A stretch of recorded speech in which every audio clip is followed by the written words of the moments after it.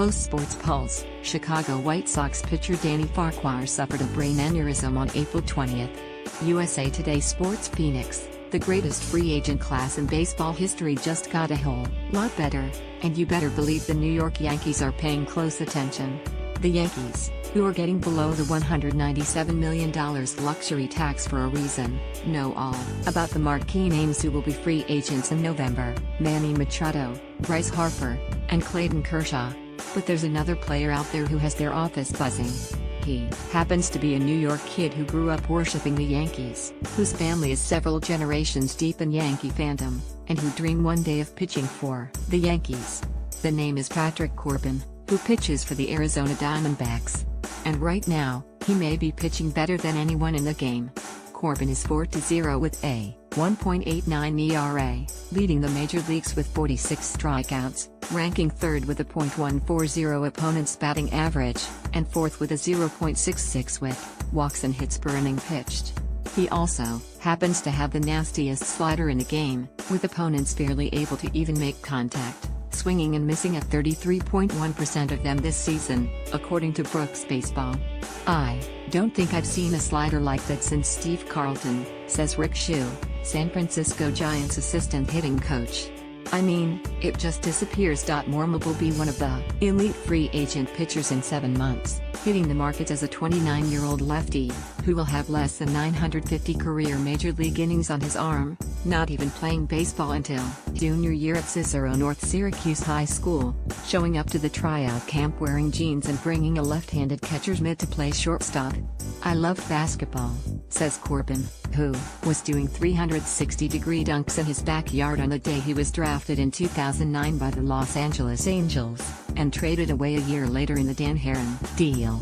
Corbin, who now scratches his basketball itching his beloved Syracuse Orangeman, says he has yet to have talks with the Diamondbacks about a contract extension, but certainly is willing to listen. Yet, with Zack Greinke not even halfway through his 6-year, $206.5 million contract, and still owed $95.5 million after this season, it'll be a wee challenging for the Backs to tie up half their payroll on just 2 pitchers. "I'm curious to see what happens. It will be an exciting time for sure," Corbin says. "I've enjoyed being here so far. I love everything here.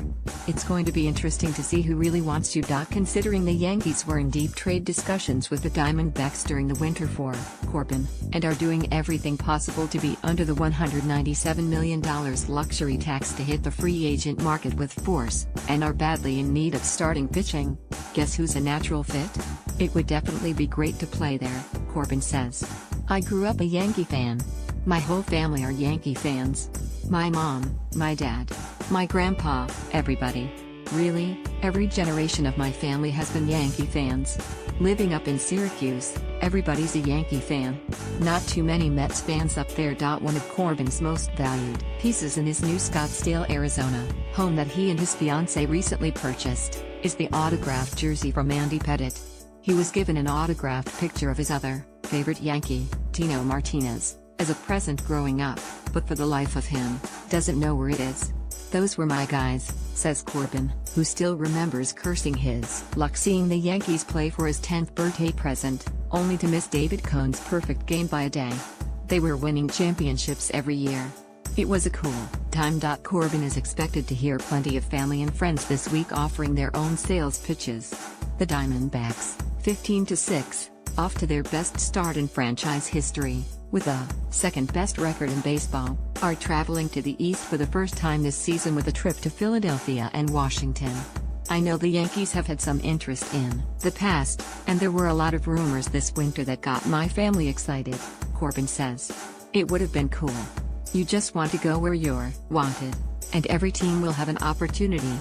I would love to be on a contending team for sure, but we'll see what happens.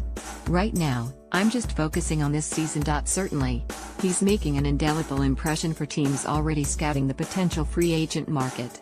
He's vaulted himself into the elite class of starters, and younger than Cy Young winners Kershaw, Dallas, Keuchel and David Price, who are eligible for free agency.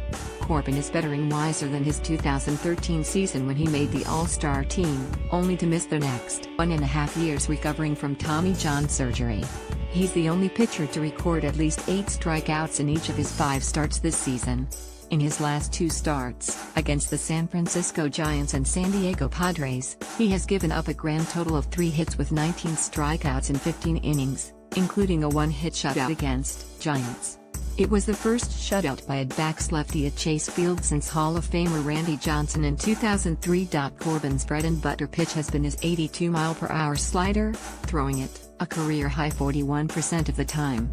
He's also mixing in a softer slider, a looping 73-mile-per-hour curve that has been clocked as low as 68-mile-per-hour, along with a 91-mile-per-hour sinker and 94-mile-per-hour four-seam fastball.